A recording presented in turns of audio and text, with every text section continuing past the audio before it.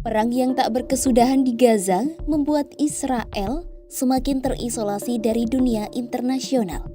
Di tengah upaya untuk menumpas Hamas dan memperluas serangan ke kota Gaza, negara-negara barat satu persatu menyatakan mendukung berdirinya negara Palestina. Tekanan internasional ini membuat Tel Aviv tak berkutik. Bak jatuh tertimpa tangga bukan hanya tekanan dunia internasional. Pemerintah Tel Aviv pun diguncang aksi demonstrasi untuk mengakhiri perang. Lantas, apa yang sebenarnya terjadi? Simak selengkapnya dalam video berikut.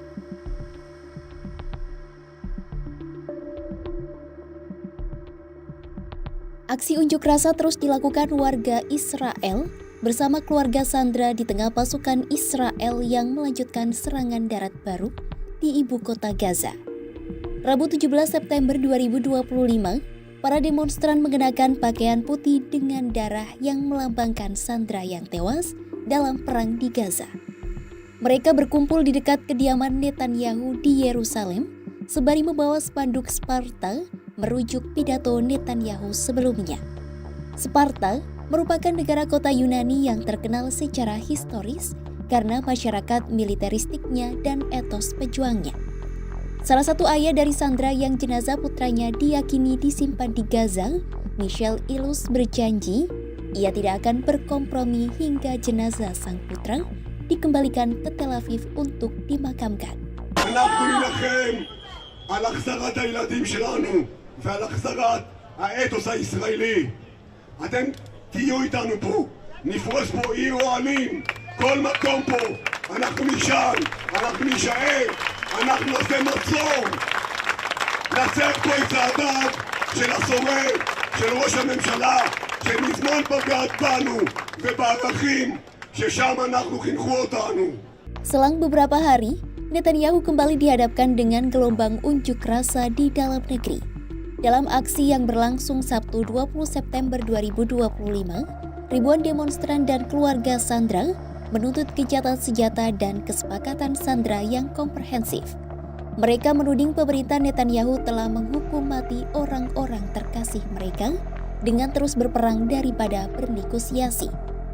Keluarga sandera khawatir perang yang meluas akan membahayakan para sandera yang masih hidup dan memperburuk dampak kemanusiaan.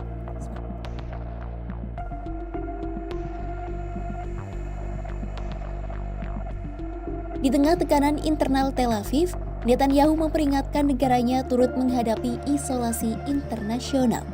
Menurut Netanyahu, perang berkepanjangan di Gaza akan membuat Tel Aviv menghadapi isolasi selama bertahun-tahun. Sebagai langkah antisipasi, Netanyahu mengatakan ekonomi Israel perlu beradaptasi dengan karakteristik autarkis atau menjadi lebih mandiri. Ia pun meminta agar Israel mengurangi ketergantungan pada perdagangan eksternal. Saat ini, fokus utama Tel Aviv akan diarahkan ke pengembangan industri persenjataan domestik agar tidak tergantung pada impor senjata asing. Meski demikian, Netanyahu masih keras kepala dan menolak mengubah arah meski telah terpojok. Tel Aviv kini menghadapi embargo senjata sebagian atau penuh dari Prancis, Belanda, Inggris, Spanyol, Italia, dan negara-negara lain. Sebagian besar impor senjata Israel berasal dari Washington yang kini belum memberlakukan pembatasan serupa. Sejumlah negara barat mulai dari Kanada, Australia, Portugal, dan Inggris secara resmi mengakui negara Palestina. Pengakuan ini muncul menjelang sidang umum PBB minggu depan. Perdana Menteri Kanada Mark Carney mengumumkan pengakuan negara Palestina dan menawarkan kemitraan negaranya dalam membangun janji masa depan yang damai bagi negara Palestina dan Israel.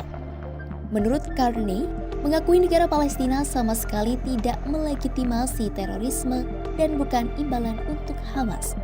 Bersamaan dengan Kanada, Australia juga mengumumkan pengakuan negara Palestina. Perdana Menteri Anthony Albanese mengatakan, pengakuan bersama Kanada dan Inggris merupakan bagian dari upaya internasional untuk solusi dua negara. Albanese menyebut keputusan Australia dimaksudkan untuk menghidupkan kembali momentum solusi dua negara yang dimulai dengan gencatan senjata di Gaza dan pembebasan sandera. Setelah Kanada dan Australia, Perdana Menteri Inggris Keir Starmer mengumumkan keputusan serupa. Starmer mengatakan pengakuan yang dilakukan akan menghidupkan kembali harapan perdamaian bagi Palestina dan Israel serta solusi dua negara. So today, to revive the hope of peace and a two-state solution, I state clearly, as Prime Minister of this great country, that the United Kingdom formally recognises the State of Palestine. Today, we join over 150 countries who recognise a Palestinian state also. A pledge to the Palestinian and Israeli people that there can be a better future. Pengakuan negara Palestina oleh Barat mendapat reaksi keras dari pihak Tel Aviv. Menteri Keamanan Nasional Itamar Ben-Gvir menyebut pengakuan itu sebagai hadiah untuk Hamas. Ben-Gvir justru mendorong pencoplokan penuh tepi barat dan pembubaran otoritas Palestina. Ia juga akan mengajukan proposal penerapan kedaulatan penuh Israel di wilayah pendudukan pada rapat kabinet. Mantan Menteri Pertahanan Israel Benny Gantz menilai langkah Barat akan menguatkan Hamas dan memperumit negosiasi pembebasan sandera. Menurut Gantz, pengakuan negara Palestina sebagai sinyal dukungan untuk Iran dan sekutunya. Pengakuan negara Palestina juga mendapat kecaman dari Forum Keluarga Sandera. Pendukung Likud dan sayap kanan menyebut pengakuan yang dilakukan tidak relevan dan hanya politik Barat yang tidak mempengaruhi kondisi lapangan. Di tengah upaya menumpas habis Hamas dengan perluasan serangan ke kota Gaza, Netanyahu dihadapkan sejumlah masalah. Bukan hanya internal, kini dunia internasional telah menekan Netanyahu agar mengakhiri kebrutalan serangan di Gaza dengan pengakuan negara Palestina. Meski terpojok, pemerintah Netanyahu tetap keras kepala dan tak menerima pengakuan negara Palestina yang dinilai Barat sebagai solusi dua negara. Simak terus update berita-berita menarik lainnya hanya di kanal YouTube Kompas.com.